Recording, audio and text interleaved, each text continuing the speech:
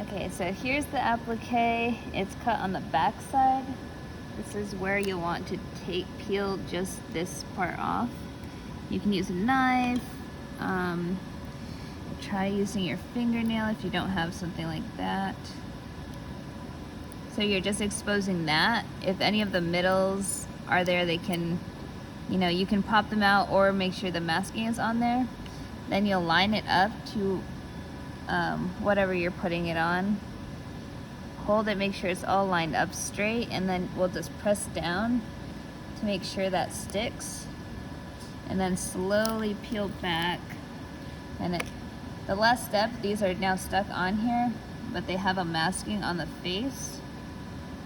And you'll just remove the masking. Again, you can just kind of pick at this with your fingernail.